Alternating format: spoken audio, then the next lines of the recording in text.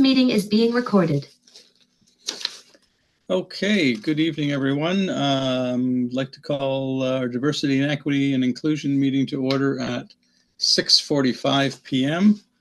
And I'd like to start with a land acknowledgement. We would like to begin by respectfully acknowledging that the town of Shelburne resides within the traditional territories and ancestral lands of the Anishinaabe, including the Ojibwe, Potawatomi, Chippewa, and the people of the Three Fires Confederacy. These traditional territories upon which we live, work, play, and learn are steeped in rich Indigenous histories and traditions. And it's with this statement that we declare to honor and respect the past and present connection of Indigenous peoples with its lands and waterways and resources. Okay, number 2 on the items for the agenda is the adoption of this evening's agenda. Could I have someone move to have this evening's agenda adopted? Anyone? I do. I can second. Okay, so that was Mandeep and Francis. No, it was Dulis. Oh, sorry, Dulis and Francis. All in favor? Okay. Carried. Reminder of pecuniary interests. If anybody finds themselves in any kind of a conflict now or at any time during the meeting, please let us know. Adoption of the minutes from Diversity, Equity, and Inclusion Committee meeting of May 16, 2024. Could I have a mover that those minutes be accepted?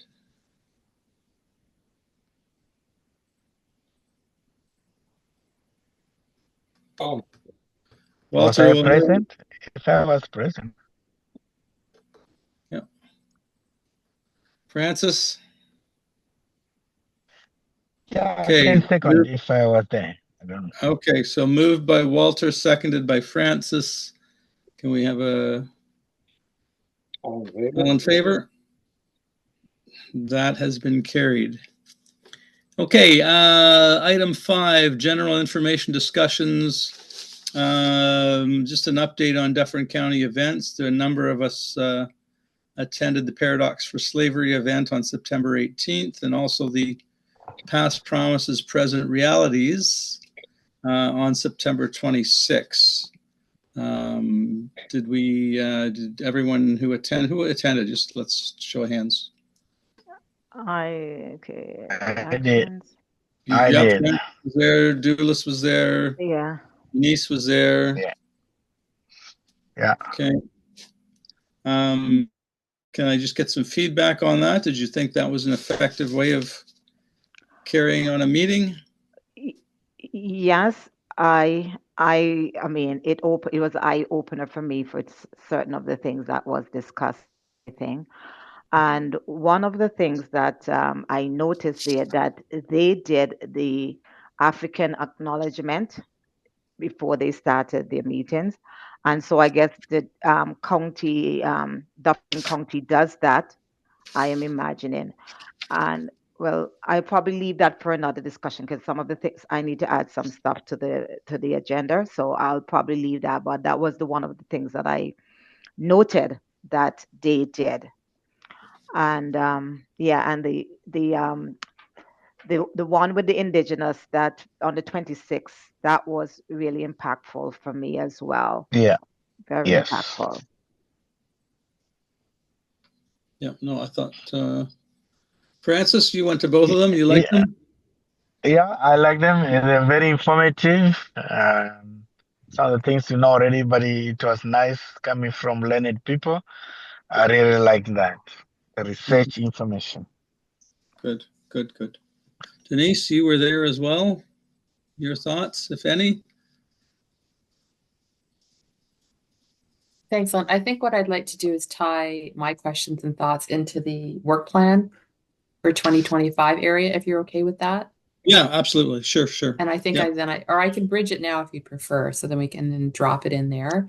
So I guess what staff would be asking the committee to consider in terms of that format, and as you found it successful and inspiring and all the other descriptors that you've added, if that's something that we should be considering doing in Shelburne, utilizing Grace Tippling Hall and having panel or presentations in 2025 additionally for free. So we can maybe just wait on that, but I just wanted to just plant that seed.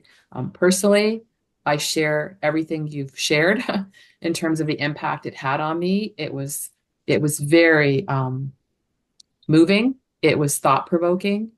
And I think it forced people to see the realities of what Canada has been and stripped away some of the myths in both presentations, and also the second presentation really reaffirmed why reconciliation is such an important component of everything that's being undertaken. So.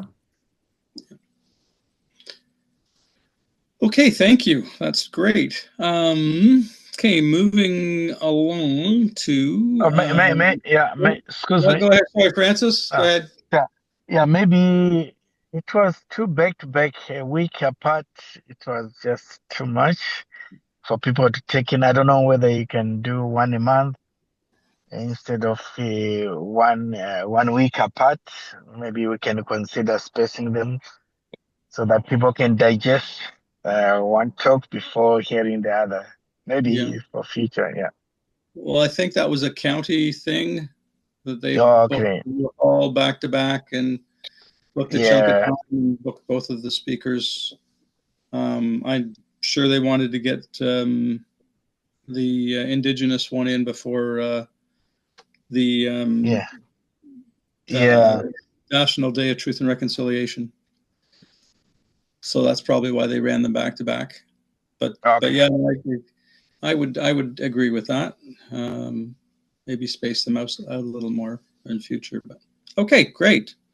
Okay, let's move on. Sorry. Also for the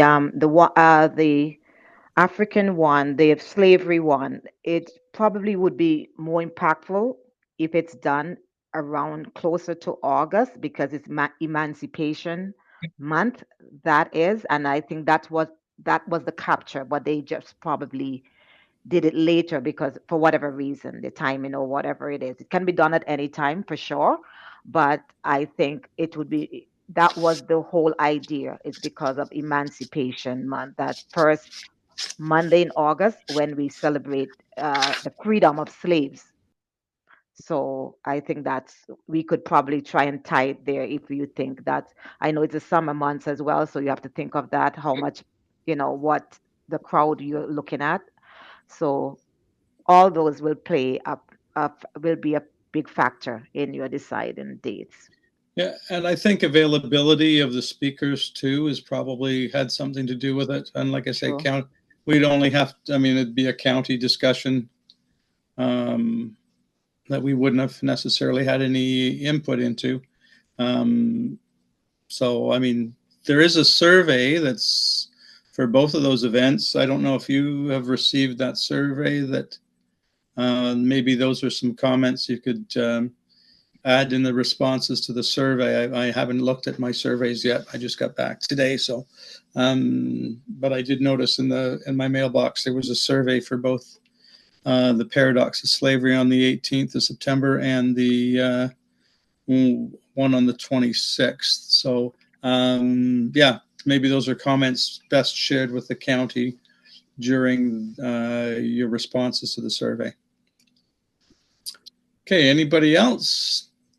Yes, no?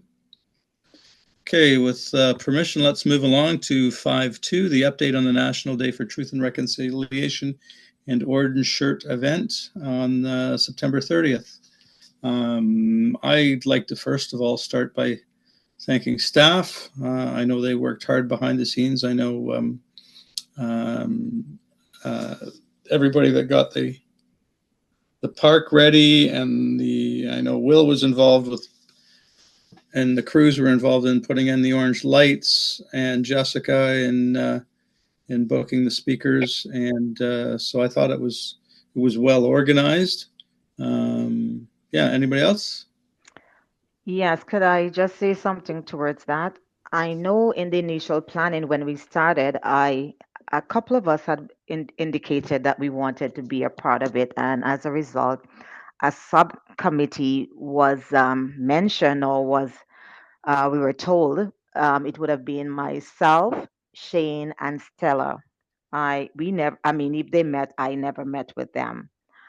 I, I'm thinking, I've been coming from 2021, to the Orange Day celebration, not celebration, but reflection rather, and it seems to have the same tone.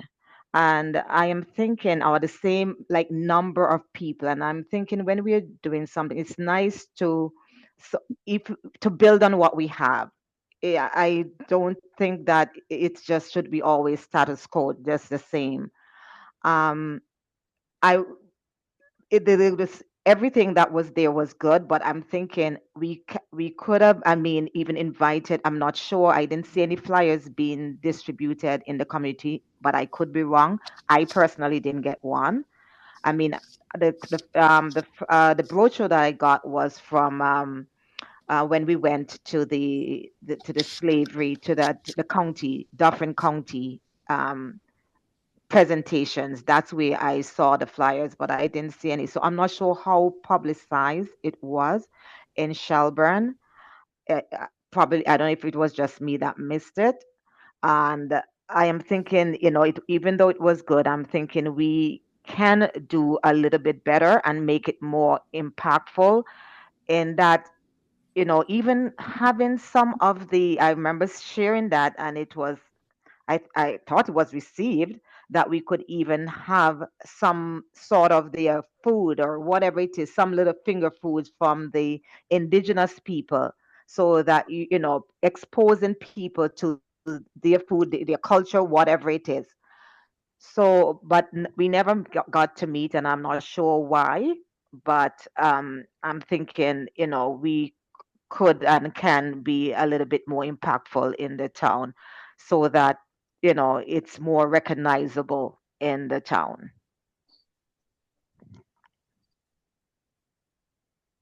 Okay, thanks, Jules. I know were the flyers not distributed with the water bills? Yeah, Len, there was significant distribution of that flyer. Yeah. We also blitzed it through across social media. It was regularly advertised on our page in the free press.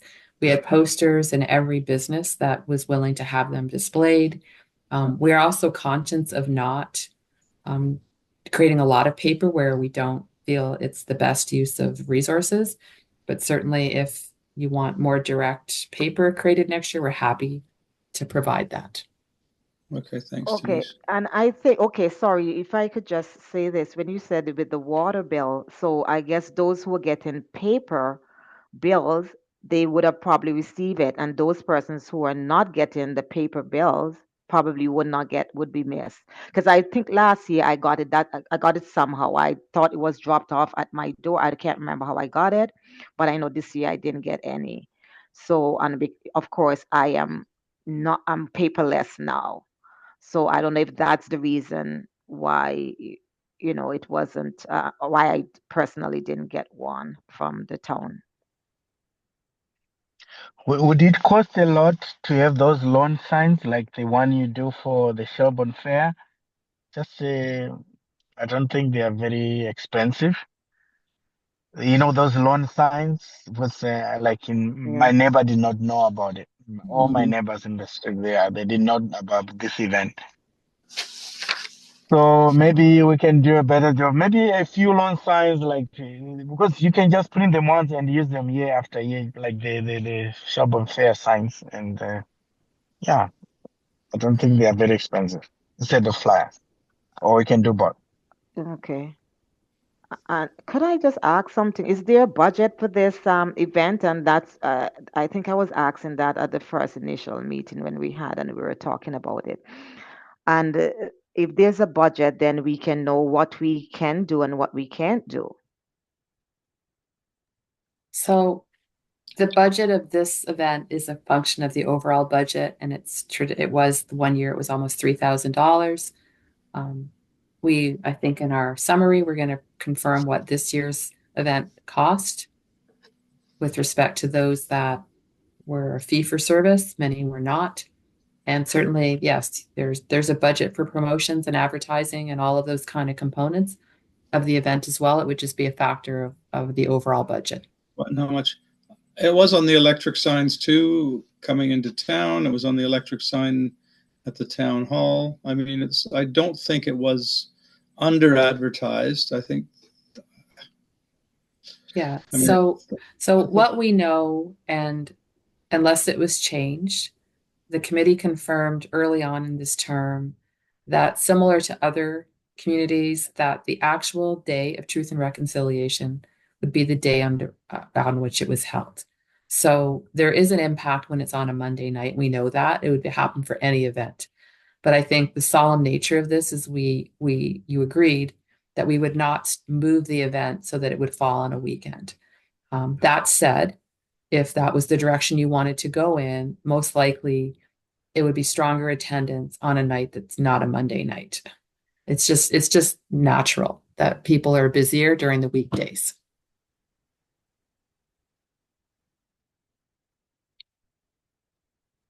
But I don't think we can change the date. It's supposed to be 30 September. So people are generally aware of the 30 September.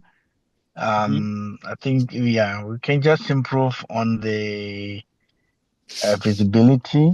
Like I said, if we do the same thing we do with the fair, that would be great. Okay, well, we can look at that as we get closer to next year's event. Both of those issues. Okay. Anyone else? I mean, Francis, you did such a wonderful job of taking people on the 1 kilometer walk on the 30th that we're going to up it to 5 kilometers and turn it into a run. No, I'm kidding. No, you didn't. Thank you for taking the walk, doing the walk, leading the walk for us. And I think we got all the candles back, and I think that was well organized. I got nothing from positive feedback from the Brave Canoe folks and the indigenous drummers. So I mean, I believe from their end it was well received. So, Doulis, you've got your hand up. Yeah, it's not that I'm being critical or anything, and I guess I am just because I've been to several in the city and stuff like that, and I guess of course the city is bigger, and so that's in my head, pretty much that just to make it a little bit more impactful, but just just to note that it's not that I'm being critical, but I think more persons could have been there. I remember asking you after the meeting, but and I couldn't go back to fetch the answer of the significance of the walk. Yeah, I don't know if there's any significance of it, or we just walk for the 1 kilometer. I'm not sure if there's anything even with the candles, because it would have been nice if it has some significance that we can tie into the indigenous people why we do it. If there's not, and we're just doing it for, for safety with the lights, then it can be, then it's okay. But I was just wondering, and as I said, that day I was listening to Truth and Reconciliation stories on CBC, and I was hearing something about about walking, and I said to myself, oh, that's why the town of Shelburne do a walk. But I went back and trying to get it, and I just could not find it. And I don't know if anyone else knows the significance, because it'd be nice to, as you go off on your walk, you would be able to say, yeah, we are walking because of X, Y, Z, instead of just saying we are going for a walk. Do you want me to answer? I think I know why. Okay.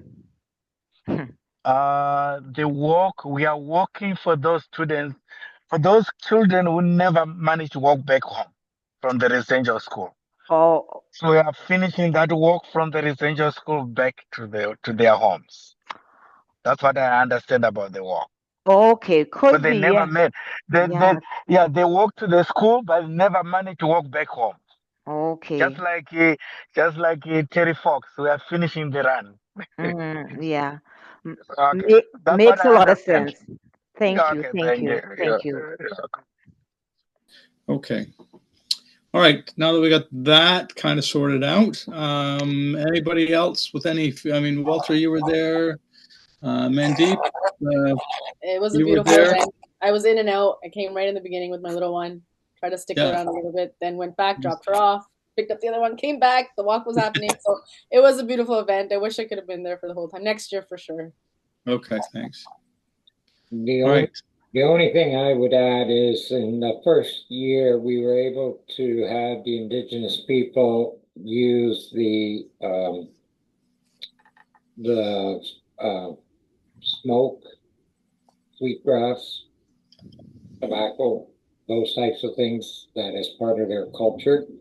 And if we have indigenous people coming next year as a part of it, maybe that is something that we can add into the event and give people a little taste of their culture and the right, reasons behind that happening, along with the drums. That was really nice this year.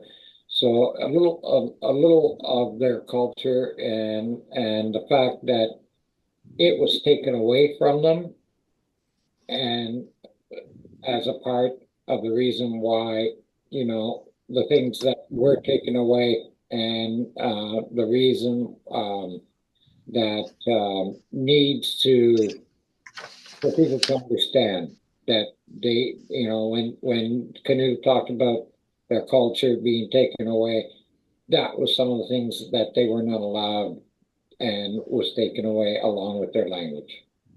right. Okay, thanks, Walter.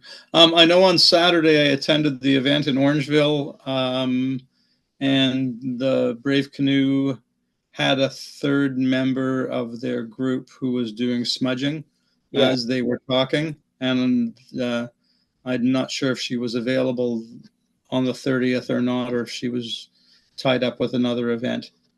So, I mean, I think it was on their radar, and I think it just logistically didn't work out for them. But we can certainly push for that in the next year. It would be excellent if we can get them to make that for us as well. Okay, great. Thanks, Okay, Walter. a couple of issues. Yeah, two more issues. I don't know the protocol. Maybe we might need to get schooled here. I thought there are two issues. The raising of the flag should be done by indigenous person. Leading the org should be done by the indigenous person. That's the protocol, and I don't know whether that is different. Everywhere where I've been, they are given that honor to raise the flag. I don't know. I don't know the protocol, but I stand to be corrected. Okay, well, we can certainly make note of that and look at that for the next event on September 30, 2025. Okay, so that's those are two things that we can certainly take a look at. Yeah, because Okay. when she was talking, she said, "I'm looking forward to raising that flag." So I think she was expecting to raise it. Right. Mm. Okay. All right. Let's move on to the 5.3 update on the joint accessibility meeting held October 1st with the County of Dufferin and the Town of Orangeville. I did attend that meeting along with our clerk, Jennifer Willoughby. We're going to get the minutes from that meeting the next little while, but just a couple of the things that were discussed just in brief. They were talking about partnering with an organization called Bridge the Gap, and they basically build wooden ramps. Now they don't have engineering stamps, but they're kind of a stopgap to get people up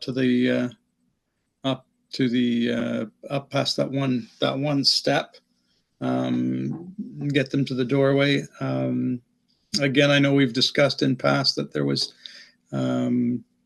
it's one thing to get them to the doorway and get them in the doorway, and then it's another thing to have the store or the merchant or the landlord ensure that there's accessible washrooms, accessible door opener, and the aisles are big enough to accommodate walkers and wheelchairs, and the height of the shelving and the height of the merchandise. So those were kind of concerns that were kind of county-wide.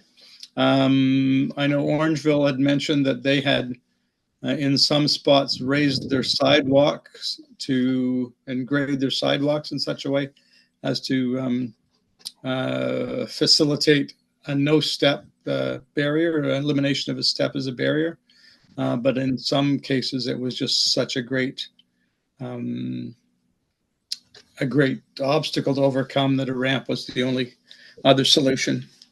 I did note that every municipality in the county are struggling with this, especially under the tight lines of the province's 2025 mandate to have everything accessible.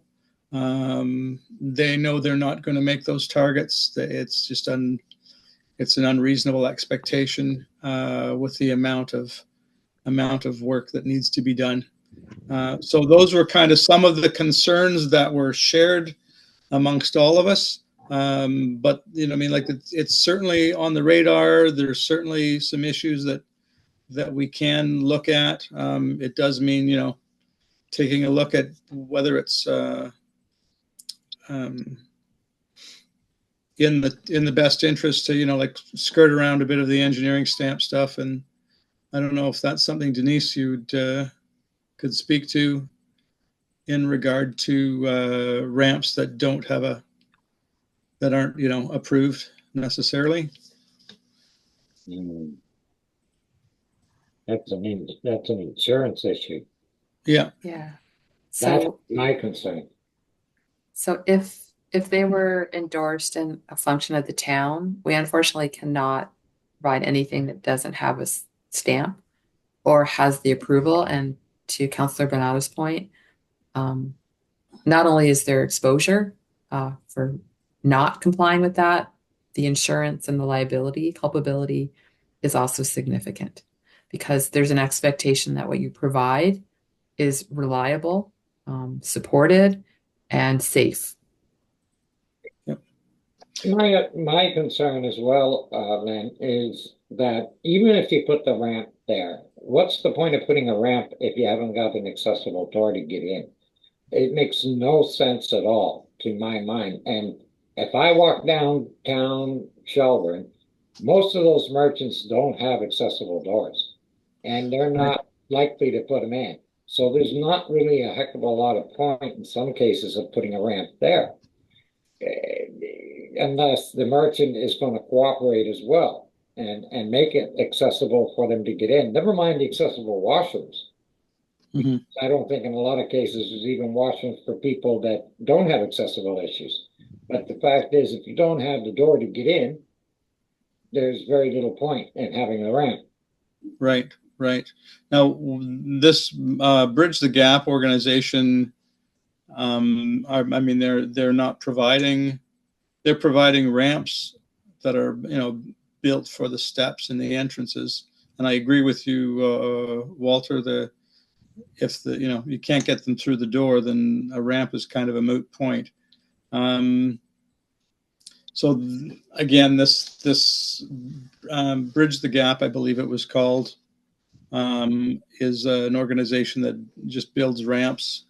He was a mountain biker, I believe, and he had an accident and ended up being in a wheelchair and having accessibility issues just in Toronto. So he's decided to form this organization that would come into a community and build ramps.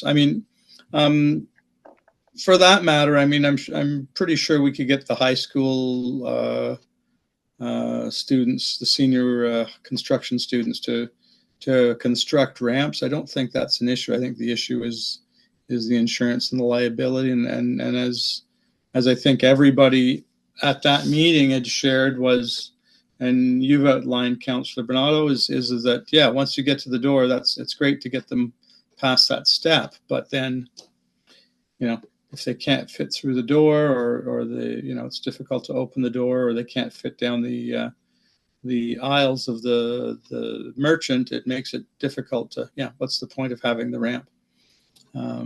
Anyway. And it's the same thing. Like once you're inside the store, the majority of the stores in the community haven't even got the counters, for example, that you know, fine, I purchased something, I'm in a wheelchair, I can't pay for it because they've got these high counters that, you know, are inaccessible to me. So there's a lot of accessible issues with the downtown core that is not quite the same in the more modern stores that are being built because they're being built more towards accessibility. Right, right. And I mean, I think as a town, we've done a fair bit in terms of, I mean, I know we've got accessible picnic tables out at Greenwood Park now, which are great. And our trail system, I believe in the parks plan, correct me if I'm wrong, Denise, has accessible trails. So it's not that we haven't ignored it, and it's not that we haven't taken into consideration in terms of design.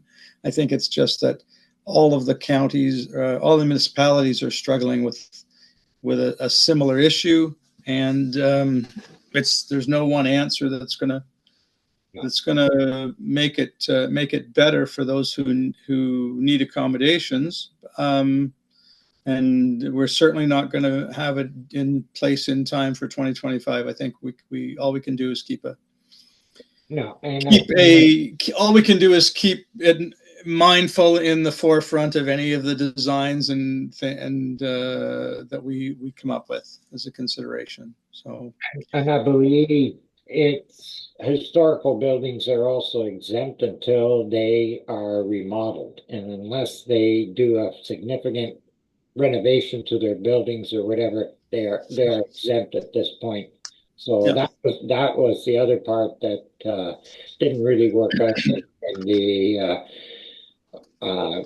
plans that the government put forward for accessibility. So I mean, in all honesty, it's the same with rentals. I mean, if a person is renting something in the downtown core, he's going to have a very difficult time trying to get to his apartment because the majority of them are non-accessible. So it's the same situation there. Yeah. It's a way bigger issue than we're going to be able to resolve in the course of a conversation or two here today. But again, I mean, I don't want to use this phrase haphazardly, but find comfort in the fact that we're not the only person and the only municipality that's struggling with this. And in fact, the county is struggling with it as well. And heritage buildings are an issue, and costs to and willingness of landlords and merchants to absorb some of the costs are also an issue. So. Yeah. So that was kind of the flavor of. We did agree to meet on a more regular basis. I think they only met once or twice a year. We're thinking of having quarterly meetings, and that was the other thing that came out of that joint accessibility meeting. So I mean, it was a good brainstorming session, and there were all the partners were there. It was just a matter of coming to the realization that this isn't going to get done anytime before 2025 in time for the deadline. So, okay, so that's what I have to report on that. Anyone else's thoughts? Just really brief, other than the fact that, you know, from the town standpoint, it's at the forefront of what we do when we put forward designs. We've been doing it for 24 years. So yeah, and I mean, Steve's good. Steve is really good at taking that into consideration for any new builds as well. So, yeah. So is all staff basically. Yeah, yeah. Take it into consideration. So we as the municipality, we've been doing well, but unfortunately, it's those other businesses and whatnot that I mean, I can understand it's been tough years for them and whatnot. So you don't want to go out and spend money you may not have. Yeah, and I mean, I know we have the tactiles, all the tactile signals at the even at the crosswalks, which are important, both the rubber treads and the audible tones. So I mean, it's not like we're not taking that into consideration. So, okay. Can we move along to number 6 then? New business? Sorry, I just wanted to ask a question here, Len, on that topic of the accessibility. I was just wondering at that meeting if you had any of the business owners present. Are they allowed, or are they a part of that meeting at all? Well, it's a public meeting, and anyone could attend that wished to attend. It was a Zoom meeting. There wasn't any, but there was a combination, a hybrid meeting, so it was an in-person and a Zoom meeting. There weren't any businesses that attended. There were a couple of organizations that,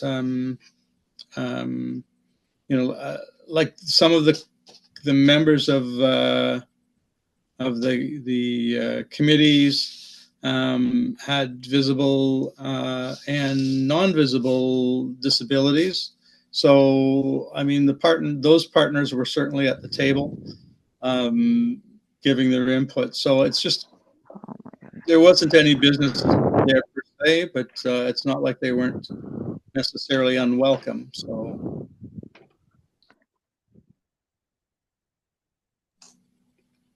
I hope that answered that, Doulis. Okay, so let's move along to number 6 then. Black History Month is coming up in February. Can we get an update from staff on plans for that event for February, please? Who wants to jump on that one? So I'll just address that we will be holding a media with Alethea Stevenson O'Hara. We're just waiting to schedule that. Once we have that, we'll ask her just to give us the summary of what the plans are, as the partnership is with that organization that's the primary lead, and we're supporting a supporting partner. And then I think it's going to be the 3rd Saturday in February, and we'll just get all of that firmed up. Hopefully then it just provided an overview of what's intended for February 2025. And we're expecting, similar to last year, that a financial contribution as terms of our engagement would be provided to that event, so that we're not running our own independent event. And I think everybody agrees that it's been very successful in the last 3 years, and people have come to expect a great event offered at Grace Tippling Hall each year. Yeah, no, I agree. So we anticipate that if last year's budget was sort of a good benchmark, that it will be a contribution, again, with your approval and then request to council, of between $3,000 and $4,000 to support that event. Okay, thank you. Actually, so I'm just going to clarify that that's incorrect. You don't need to request that to council, because it's not, it's your budget, and because we're partnering, we would just assign it. Okay, great, thanks. Okay,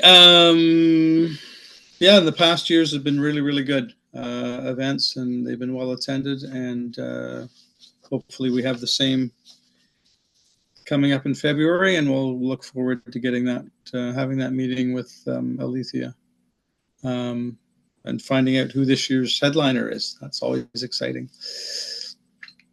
Okay, 6.2, exploring DEI educational and forum opportunities.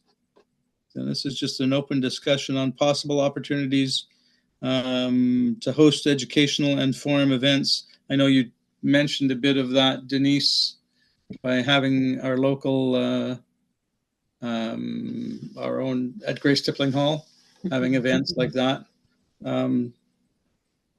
Yeah, so based on the 2 events that many of us attended that were put on by the county, would that be something that you feel would be a great format to offer through the DEI committee in Shelburne leading? It could be maybe 4 speakers, 1 quarterly. I think, to Francis's point, I found it tough back-to-back Thursdays with everything else that's going on. And but if we looked at a series of themes, then we could work towards having a speaker or speakers. And we have 185 seats, and hopefully that would provide an opportunity to bring, issues to the community that they may otherwise not be engaged in. But again, it's just an idea to bring more profile to the work of the DEI committee as well. So, Denise, someone like the canoe could come maybe at one of these forums and speak about the Indigenous issues that was faced, similar to the speakers that were down for the slavery issue on another month. Is that what you're sort of thinking, like spreading it out and having one a month spread out? I wasn't thinking one a month because that's 12 months. I was thinking maybe 4. Yeah. So one per month and have it in 4 months. Okay. Is that what you were thinking? So that kind of gives time for people to digest what they've heard and understand it, going back to Francis's point, Okay. Yeah. I like it. I think sorry. I was just hoping we could just identify major ones. I know Diwali is coming up at the end of this month. There's not much time left, but those are some of the events we should be celebrating as a community. There's Eid coming up sometime in the year.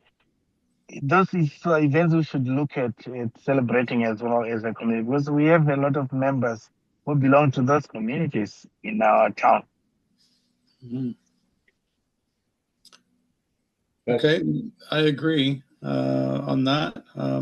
There's some people that I'm sure don't know what Eid is, and to have someone explain that to them from their cultural perspective would be a good opportunity. And we have a forum at Grace Tippling Hall.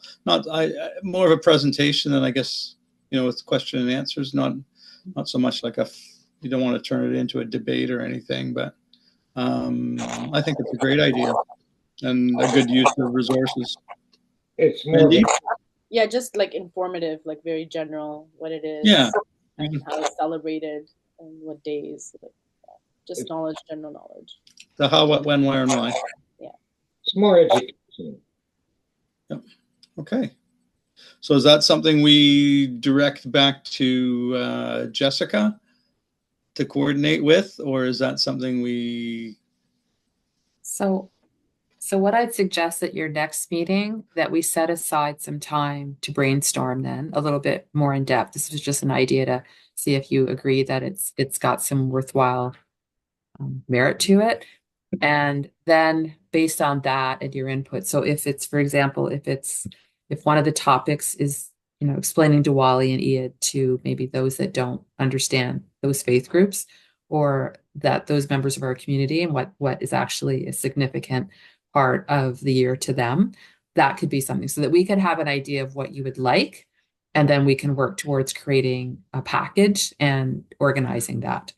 So, for example, we do recognize, not only through proclamations, but we are members of the Canadian Centre for Diversity and Inclusion. Every month there may be, from 6 to 30 different celebrations or recognitions that we post on our Facebook. So I think as a start, staff will give you the list of everything we currently have, in addition to what's provincially recognized. And then the committee can maybe give us an idea of what on that list you feel would potentially be the topic or the reason for us to provide a venue for people to learn. And then we can look at then what 4 of those sessions over a period of 4 months, or every second month, whatever format can be done. And then we can tee that up, probably starting, I would think, no earlier than May 2025, because we would need at the front end of the first quarter to get organized. And this would be part of your 2025 budget. Okay, thank you, Denise. Mandeep, you've got your hand, or sorry, Doulis, you have your hand up? Yes, I had my hand up. I was sort of kicked off. My computer had froze there while you were talking, and I'm not sure if I heard you saying if there are any other business. I'm not sure if you had asked that yet. No, you haven't reached. No, we haven't had that conversation quite yet. Okay, then. All right. We're gonna, Okay. so let's agree that we're in principle going to look at this as something we do for 2025. And we'll get a report back from staff, just as a list of maybe just a summary of what the DEI recognizes on a monthly basis, and then we can choose from that list. And if we need to incorporate some staff help from Jessica or to coordinate some speakers, that would be a terrific as well. Okay, and we'll set a brainstorming for a later date. All in agreement on that? Yeah. Yeah. Okay, good.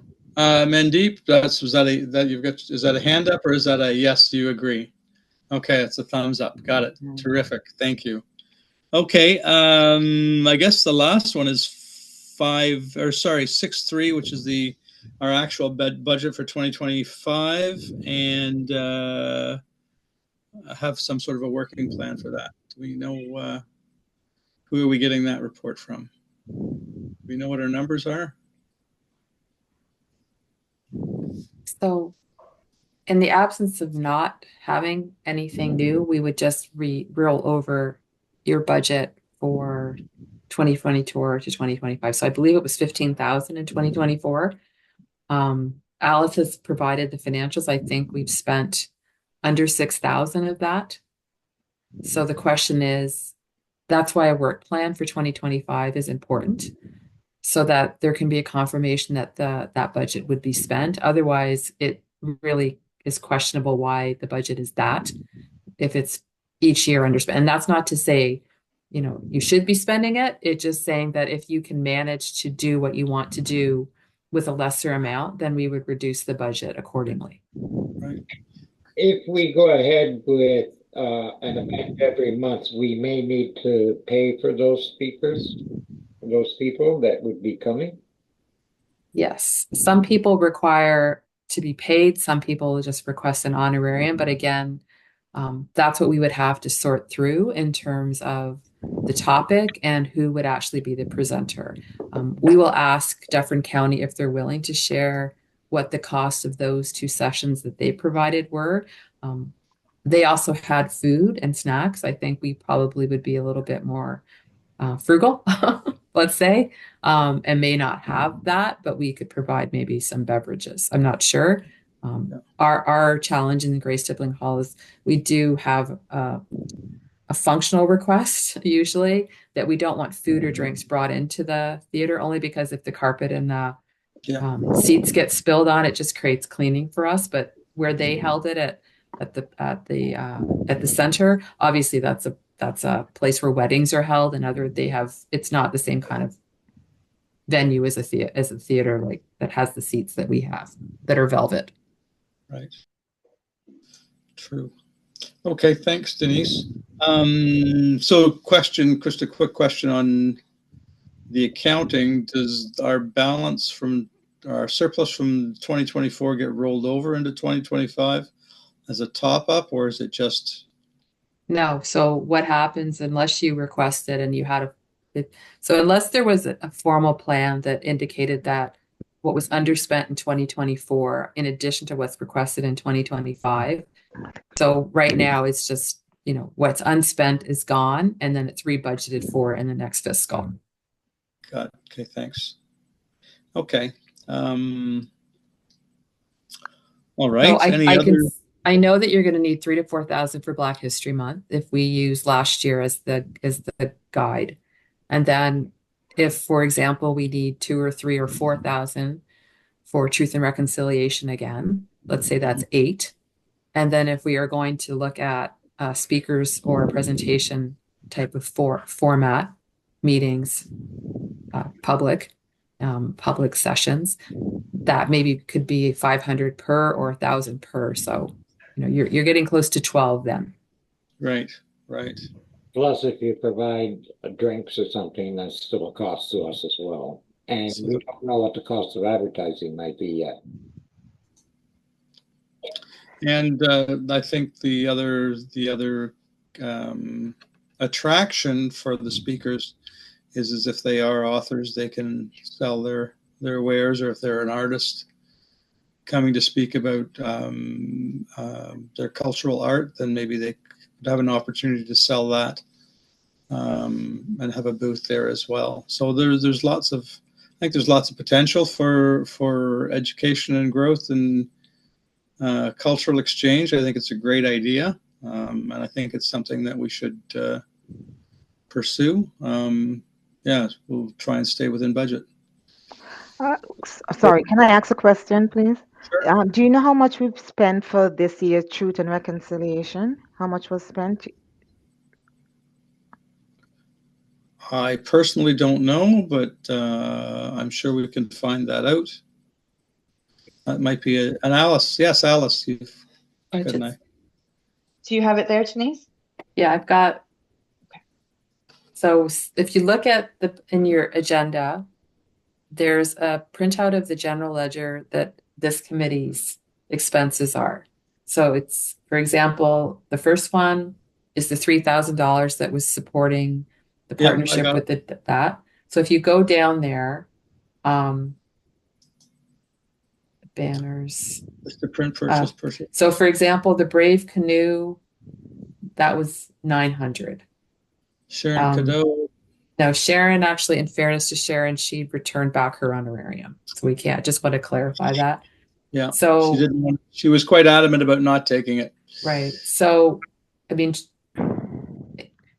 we don't charge back all of our internal costs. So if there's a quarter page of our free press page, we absorb that. We don't. So, I mean, really, to date of your entire $15,000 budget, you've spent $4,733, of which probably $1,000 of that was the Truth and Reconciliation.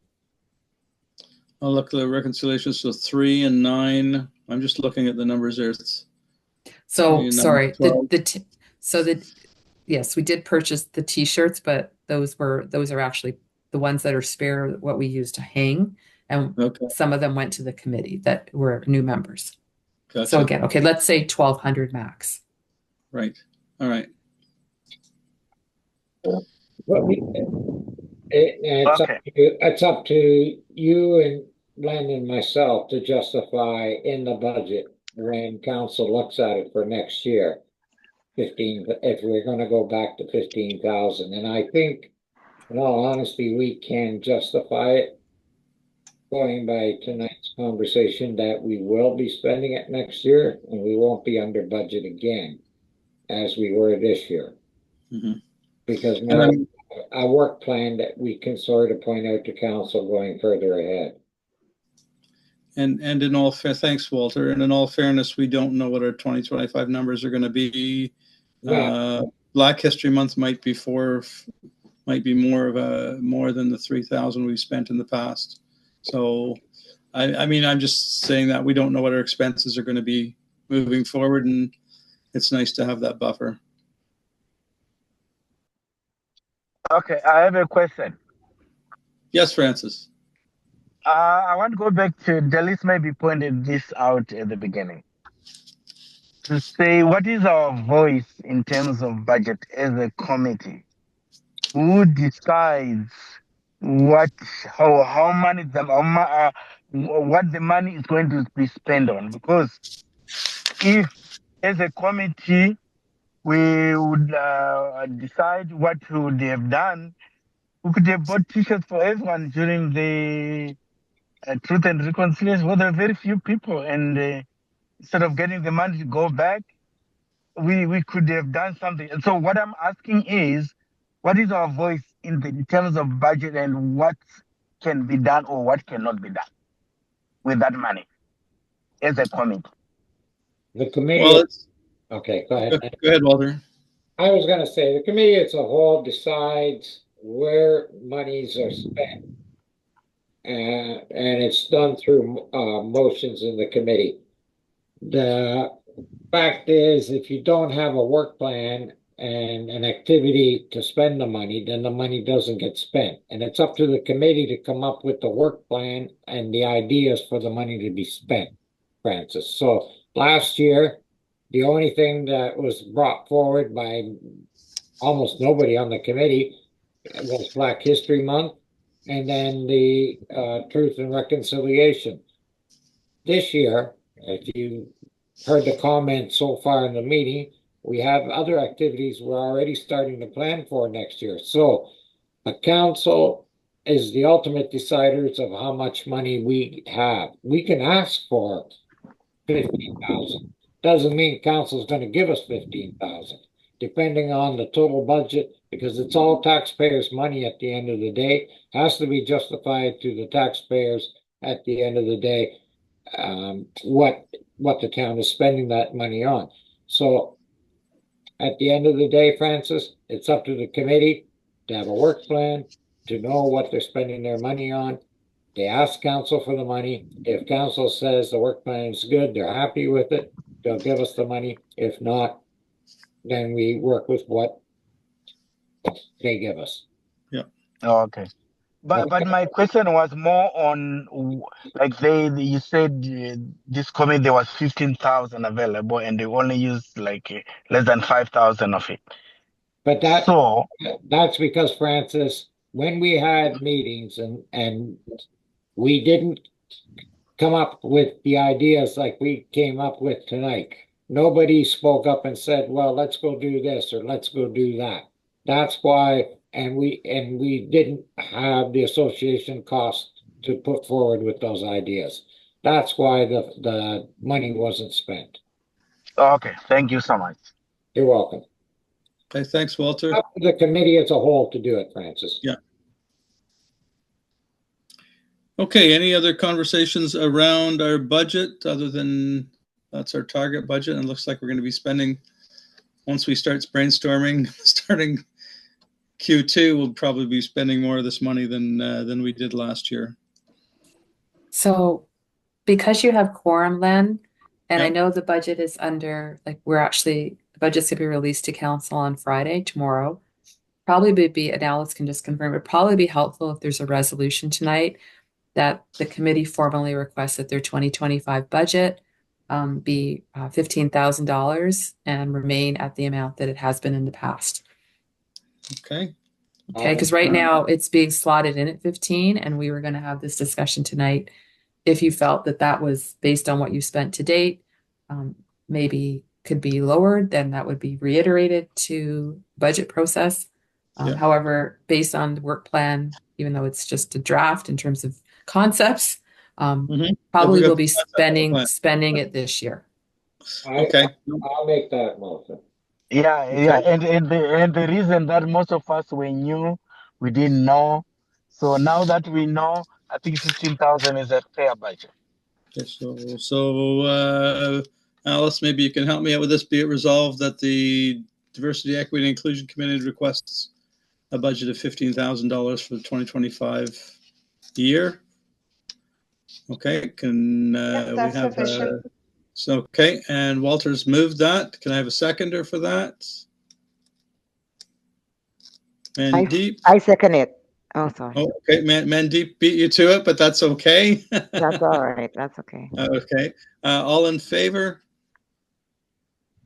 Okay, carried.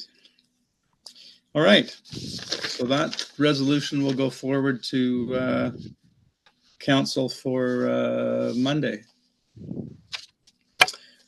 All right, next thing up is, Walter. Dulis, she had some things she was going to add at the end of the meeting or something. It would be under new business, really. Okay, so let's have a quick little input session. Dulis, did you have anything that you wanted to discuss? Yes. Are you finished? Is this new business? Because I didn't want to interrupt. Yeah. Well, that's where we're at right now is new business. New business. Okay, Yep. okay. And what I'm going to say may make you feel uncomfortable, because even me, I'm uncomfortable saying it. But if I'm a part of this committee, I think the onus is on me to say it. Just asking, just for clarification, the council, if diversity is very visible in council or the township? How well is diverse apart from the front? I mean, I walk into the town and I see there are visible marginalized people at the front counter, the front line that would be. But I'm just wondering, as you go up in the hierarchy of the township, is there any diversity? Because we are calling ourselves diversity, equity, and inclusion. Is any representation there from different cultures? I'll answer her question, Dulis. Pardon me? I'll answer her question. Okay, sure. Okay. It's an election process. Everybody that goes through that process has to step forward, put their papers in, put their $100 in there. Unless they're running for mayor, then they put their $200 in. After that, you have to go out and door knock. And then it's up to the people. It's not up to. And if nobody runs or is elected that is from another culture, it's the fault of the people who elected them in there. It's not the fault of the people who are in there because they ran. Now, we've had people in the past. We had one person who was deputy mayor who was black. We've had people who run even in this election who are black, but they were not elected. Okay, they didn't get enough votes. So at this current council, there is no diversity. Hopefully, next time in 2026, when the next election comes about, more people of color will run and put their papers in. That's the way to get diversity in the council. If you're looking for diversity at the hierarchy, it's the only way it's going to happen. And I've asked a lot of people of color to run, but for some reason, they don't seem to step up and run. I wish they would. Oh, thank you for that explanation, and I'm aware of that process as well. I know when I moved into the town, yes, there was a black deputy mayor as well. I'm aware of that, and I'm aware that in the last election, how many ran for seats and were not successful. Having said that, what do you have any persons in your organization with a diversity lens that are looking at your policies? Because even though you may not, it's an election process, what else can you do? If you have somebody that is there with a diversity lens looking at your policies and seeing, hey, what can we do to change some policies here so that we can get persons from marginalized communities to be represented in the township, not council, wherever you can. I mean, there are ways of getting around it, and I'm just wondering if the council have ever considered or if they do have, maybe they do have somebody with diversity lens, and and who is that person? Is because representation matters. Because as you go anywhere you go and you're not represented, you almost feel as if the door is closed on you. And so and being a group here that is calling ourselves diversity and equity inclusion, and we need to be able to say, hey, we need to do something else so that it broadens our township, diversity, that it's looking somewhat like the people that we serve. Okay, Dulis, I know I can speak to this, and then maybe we can get Denise to speak to this as well. I know the hiring practices of the town of Shelburne are inclusive, and behind in addition to the folks at the counter, Chantel and I mean, I think we do a pretty good job in terms of a diversity lens with regard to our hiring practices of staff. You might not see all of them because they may have administrative roles or other duties that are not as visible. Okay, but I do believe that our town's hiring practices certainly take that into consideration. And with that, I'm going to take Denise's lead off of that. So I'll just provide the fact that there is a diversity, equity, inclusion committee and how it came to be is a testament to the commitment of this corporation. The fact that we are members of the Canadian Centre for Diversity and Inclusion and that our staff go through multitudes of educational opportunities and engagement processes is another reflection of that. To Councillor Guichardi's point, disability and things that are not visible are part of inclusion. We do a staff census. We do have a policy lens. So I'm happy to send you a lot of the background that the corporation has undertaken with respect to that. At the senior management level, we are proud that many of us are female, and that is also a gender equity issue. So yes, we are a small community, but we are recognized, I believe, as a leader in small communities, especially in Dufferin County. And I can't say enough about the path that the corporation has taken and the leadership that's been shown through council and the establishment of a diversity, equity, and inclusion committee. So that's all I have to say unless there's any other questions. Okay, thank you, Denise. Anybody else? So, okay, I'm just clarifying that, Denise, you're saying that there's a person there that your policy, one of your policy persons they have that lens of diversity that they're working with the town.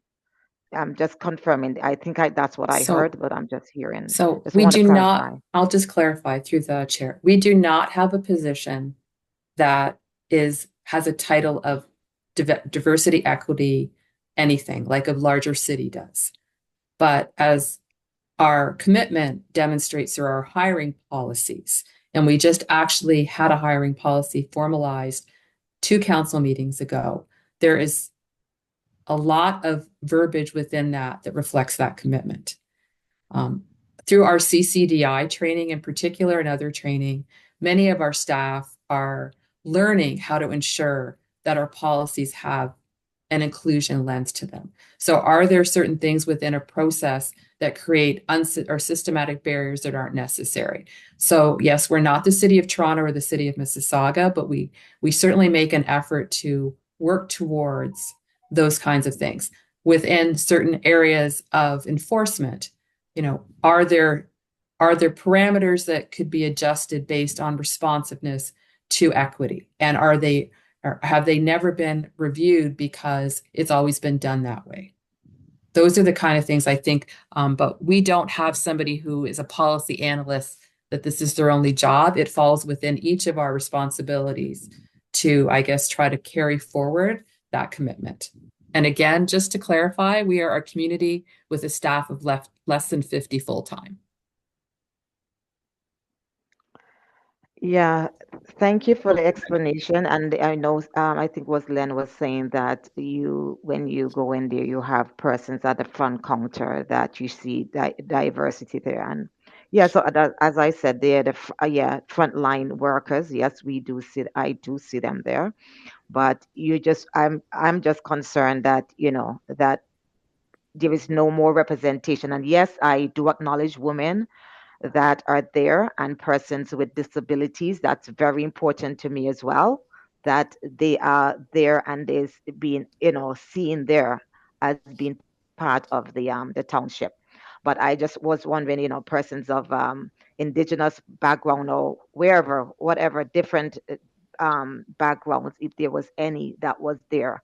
And so as I mentioned, we do a staff census.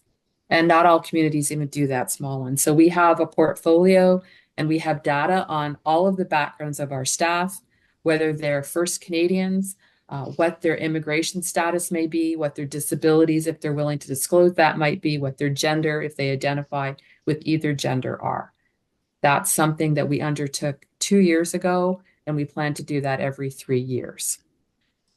I'd like to indicate that while members of the community may not see the diversity in our staff because they physically don't see them, I'm proud to say we are fairly diverse, including multitudes of faith and different languages and people that actually have joined us because they are new Canadians.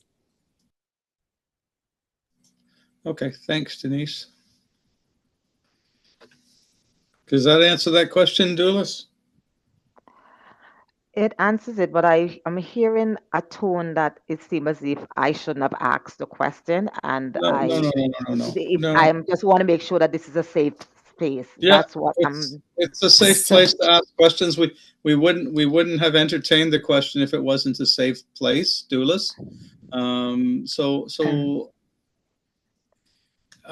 mean, and we wouldn't, you know what I mean? Like we wouldn't be having these committee meetings if this wasn't a safe place.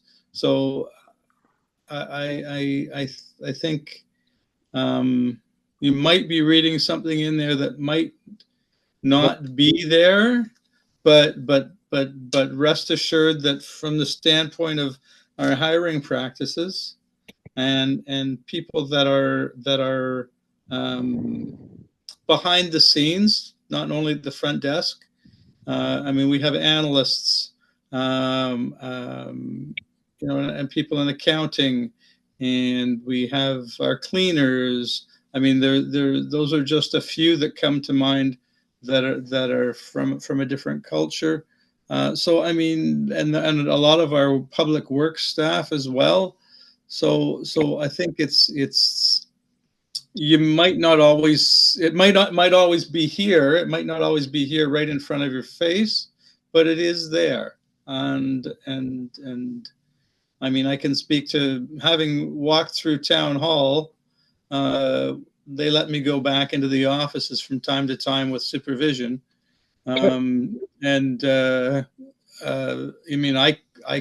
I see a wide, diverse population of staff behind the scenes, so I can attest to that myself. Okay. Yes, as you said, they're cleaners and they on public works and stuff like that, and that's where usually the marginalized groups are, and that's where we usually are. And I also said that there are analysts and people in accounting, and people. Okay, I didn't hear those. Sorry. Okay, so it's the whole spectrum of job applications and positions are covered under that diversity. Okay, so it's not just cleaners and public works people. Those are the people you might not see every day or see at the counter, but you probably won't see the people in the office behind the scenes as well. Yeah, and that's why I came and asked, because I realized I can only see a few, so that's why I came here and asked and just to get clarity. Yeah, no, thank you for that, and I hope we did answer the question. And like I say, rest assured, I wouldn't be part of an organization that wasn't diverse and didn't have those things, you know what I mean, as part of their mandate. So, and like I said, this group isn't a testament to that. So, all right. Any other questions under new business that we want to maybe discuss? Okay, so seeing none, can I get a motion that we adjourn this meeting and meet at the call of the chair? Come on, Francis, go for it. I second it. Okay, so moved by Francis, seconded by Doulis, that we now adjourn. All in favor? Opposed? Carried. Good night. Okay, good night, everybody. Thank you. Great discussion. Good night.